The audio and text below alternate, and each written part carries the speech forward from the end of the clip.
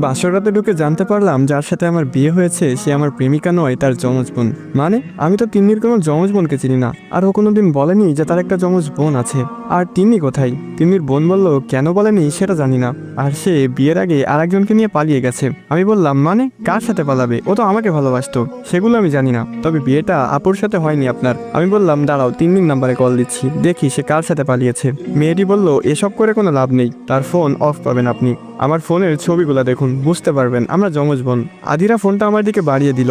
আমি হাতে নিয়ে দেখলাম দুই বোনের অনেকগুলা ছবি। মেয়েটা আমেরিকাতে বড় হয়েছে মামার কাছে, সেগুলা ছবি সহ প্রমাণ দিল। এবার আরো একটা শক্ত প্রমাণ পেলাম, মেয়েটার ঠোঁটের নিচের তিলটা নেই, যেটা তিন্নির ছিল। পৃথিবীতে এমন হতভাগা মানুষ কয়টা আছে কে জানে। 4 বছর প্রেম করলাম, বিয়েও ঠিক হলো তার সাথে, কিন্তু সে পালিয়ে গেল। বিয়ে করলাম তার যমজ বোনকে। কেন পালালে তিন্নি? আর যদি পালানোরই ছিল তাহলে আমাকে বলে দিতে, আমি বিয়ে পর্যন্ত আসতামই না। মনের ভিতরে হাহাকার আর কষ্টের কারণটা না হলেও পারতে। আজকের রাতটা নিয়ে কত স্বপ্ন দেখিয়েছিলে মনে আছে? তুমি যেন পাশে বসে আছো, দেখতেও একই রকম, শুধু মানুষ দুইটা। কিভাবে বোঝাবো মনকে? যত সহজে বলা হচ্ছে পরিস্থিতির কথা, সত্যি কি ততটাই সহজ? সে মানুষটার মতো একই রকম দেখতে একটা মেয়েকে নিয়ে কাটাতে হবে সারা জীবন, অথচ তাকে কোনোদিন তিন্নি বলে ডাকতে পারবো না। মেয়েটার দিকে তাকালাম, দুইজনের মধ্যে একটু পার্থক্য আছেই। এই মেয়েটার নাম আদিরা না হয়ে হতে পারতো মিন্নি। আমি মিন্নি ডাকতে গিয়ে ভুল করে তিন্নি ডাকতে পারতাম, কিন্তু আদিরাকে কিভাবে তিন্নি বলে ডাকবো? সেটা তো ইচ্ছাকৃত হয়ে যাবে। আদিরা মেয়েটা তিন্নি চাইতে একটু ফর্সা, না একটু না, বেশ অনেকটাই। আমেরিকাতে থাকার কারণে এই পরিবর্তন। আদিরা বলল আপনি কিছু ভাবছেন? আমি বললাম হ্যাঁ ভাবছিলাম। কি ভাবছেন? আমি বললাম আপনি রাজি এই বিয়েতে? আদিরা বলল হ্যাঁ। কোনো বয়ফ্রেন্ড ছিল না আপনার? আদিরা বলল হ্যাঁ ছিল। তার কি হয়েছে? আদিরা বলল সে 2 বছর আগে আরেকটা মেয়েকে বিয়ে করে ফেলেছে। ও আচ্ছা। আদিরা আমার কথা শুনে হেসে উঠল। আমার বয়ফ্রেন্ড ছিল না। আমি বললাম আমেরিকাতে ছিলেন আর কোনো বয়ফ্রেন্ড ছিল না? আদিরা বলল কেন, আমেরিকাতে থাকলে বয়ফ্রেন্ড থাকাটা আবশ্যক নাকি? আমি বললাম না তা নয়, তবে না থাকাটা একটু অস্বাভাবিক। আদিরা বলল আমি ওসবের টাইম পাইনি, পড়ালেখা নিয়েই ব্যস্ত ছিলাম। আমি বললাম লাভ কি হলো, সেই তো বিয়ে করে এখন ঘরবাড়ি সামলাতে হবে। আদিরা বলল একটা কথা আগেই বলে দিই। হ্যাঁ বলুন। আদিরা বলল আপু পালিয়েছে বলে কিন্তু আপনি আমাকে বলতে পারবেন না তুমি বিছানায় ঘুমাও, আমি সোফায় ঘুমাবো, আপনি আমার সাথেই ঘুমাবেন, সময় নিন। শারীরিক সম্পর্কের দরকার নেই, তবে ভালোবাসতে মানা করবেন না। মেয়েটার কথায় কিছুটা অবাক না হয়ে পারলাম না, তবুও বললাম আচ্ছা। সে এখন আমার বউ, আমার যেমন তার উপর অধিকার আছে তেমন তারও আমার উপর পূর্ণ অধিকার আছে। তিন্নি তো আরেকজনকে নিয়ে পালিয়েছে, আর আমি কেন এই মেয়েটাকে কষ্ট দিব? মেয়েটার দিকে ভালোভাবে তাকিয়ে বুঝতে পারলাম মেয়েটা মেকআপ করেনি। কৌতূহল হলো কেন করেনি। আমি জিজ্ঞেস করলাম আপনি সাজগোজ করেননি? আদিরা বলল সময় কই।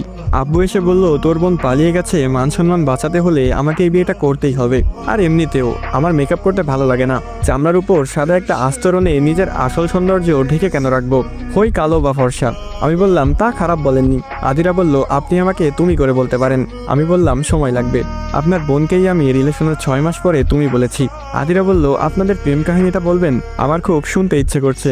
বাসরাতে বউকে প্রেম কাহিনী শোনাতে হবে যেই কাহিনীর নায়িকা তার আপন বোন। কি আর করার, প্রেম কাহিনী শুনিয়ে রাত শেষ করি। আমি বলতে শুরু করলাম লাস্ট ইয়ারে যখন পরীক্ষা দিলাম তখন আপনার বোনের সাথে দেখা, পাশাপাশি সিট পড়েছিল। ফার্স্ট ইয়ার লাস্ট 2 সেমিস্টারের পরীক্ষা একসাথে। সেই পরীক্ষায় আমি খারাপ করি, কারণ তিন্নি।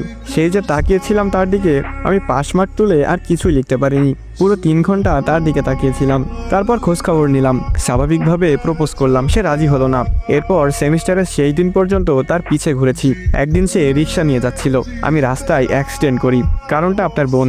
সে নীল শাড়ি পরেছিল, কপালে টিপ, হাতে কাচের চুড়ি, ঠোঁটে হালকা লিপস্টিক, শুধু বাকি ছিল খোপায় বেলি ফুলের মালা। আমি বেলি ফুলের মালা আনতে গিয়ে বাইক অ্যাক্সিডেন্ট করি, হাত পা কেটে গিয়েছিল। গুরুতর কিছু না হলেও আঘাত পেয়েছিলাম ভালোই। সাদা বেলি ফুলগুলা রক্তে লাল হয়ে গেছিল, ভালোই লাগছিল দেখতে। অন্যরকম জিনিস সবারই ভালো লাগে। আমি বেলি ফুলের মালা নিয়ে সেই জায়গায় গিয়ে দেখলাম সে নেই, জ্যাম ছুটেছে, রিক্সা চলে গেছে। আমি আমার রুমে কোনোদিন একটা পুরাতন জিনিসও রাখিনি, কিন্তু সেই রক্তমাখা বেলি ফুলের মালাটা আমার কাছে এখনো বেশ যত্নেই আছে। শুকিয়ে কাল হয়ে গেছে, নিষ্প্রাণ নির্জীব, তবুও যত্নে রেখেছি। আজ দেওয়ার কথা ছিল, এরপরও সে আমাকে ভালোবাসি বলেনি। সেদিন কাকফাটা রোদ, রোদের তাপে ঘেমে একাকার হয়ে গেছি। মনে হচ্ছিল গোসল করে এসেছি কেবল, গরম পানি এখনো গায়ে লেগে আছে। তিন্নিকে দেখলাম সেও ঘামছে, শরীরের ভাঁজগুলা বোঝা যাচ্ছে। ঘামের কারণে ফুটে উঠেছে দেহের কিছু অংশ। সে আইসক্রিম খাচ্ছে। আমি তাকে রিক্সা ডেকে দিলাম, বললাম কোথাও নামবেন না, বাসায় গিয়ে গোসল করে নিবেন। আর একটু ঢিলাঢালা পোশাক পরবেন। তিনি চলে গেছিল, সেদিনও ভালোবাসি বলেনি। এরপর আরেকদিন দেখা হয়েছিল, সেই দিন আমাদের বিদায় অনুষ্ঠান ছিল। সে আসলো, এসে বলল, ভাইয়া অভিনন্দন, আপনাকে খুব মিস করব, চলে যাবেন আমাদের ছেড়ে। আমি বোকার মতো বলেছিলাম তুমি বললেই থেকে যাব। সেগুলো নিয়ে এসে কি হাসাহাসি। এরপর 2 মাস দেখা হয়নি, আমি ধরেই নিয়েছিলাম আমাদের প্রেম অপূর্ণই থেকে যাবে। হঠাৎ করেই তিন্নির সাথে সেদিন দেখা হয়ে যায়। রাস্তায় বাচ্চাদের সাথে ক্রিকেট খেলছিলাম আমি, হঠাৎ সে ডাকে, এই বাচ্চা শুনেন। আমি তাকিয়ে দেখি তিন্নি। সে আমার হাতে একটা চিঠি গুজে দিয়ে বলেছিল ভালোবাসি। সেই দিনই প্রথমবার ভালোবাসি বলে সে। এরপর শুরু হয় প্রেম। প্রেমের সময় কি কি হয় সেগুলো না হয় নাই বললাম, এগুলো আপনার অজানা নয়। তবে অনৈতিক কোনো দাবি কখনোই আমার ছিল না। কথাগুলো বলতে বলতে চোখ ভিজে গেছে, বুঝতে পারছি হয়তো। আদিরাও বুঝতে পারছে। আদিরা বলল, খুব ভালোবাসতেন আপুকে তাই না? খেয়াল করলাম তার চোখেও পানি। আমি কি মানুষকে এত সহজেই কাটাতে পারি নাকি? সে আবার বলল, বেলি ফুলের মালাটা আমাকে দিবেন? আমি বললাম কেন? তারপর সে যা বলল তার জন্য মোটেও প্রস্তুত ছিলাম না আমি। আসসালামু আলাইকুম গাইস, কেমন আছেন সবাই? আশা করি সকলে খুবই ভালো আছেন। গল্পটি কেমন লাগলো অবশ্যই কমেন্ট করে জানাবেন। তো আবারও ফিরবো এই গল্পের পরবর্তী পর্বগুলো নিয়ে। আরেকটা কথা গাইস, আপনাদের যদি এই ভাইয়ের ভিডিওগুলো ভালো লেগে থাকে আর এই গল্পগুলো ভালো লেগে থাকে তাহলে অবশ্যই চ্যানেলটি সাবস্ক্রাইব করে যাবেন। আর টিকটক ফেসবুক থেকে দেখে থাকলে অবশ্যই ফলো করে দিবেন। আর মন থেকে এই ভাইয়ের ভালোবাসা নেবেন। তো দেখা হচ্ছে অন্য কোনো ভিডিওতে। আজকের মতো এই পর্যন্তই। ভালো থাকবেন, সুস্থ থাকবেন। আল্লাহ হাফেজ গাইস।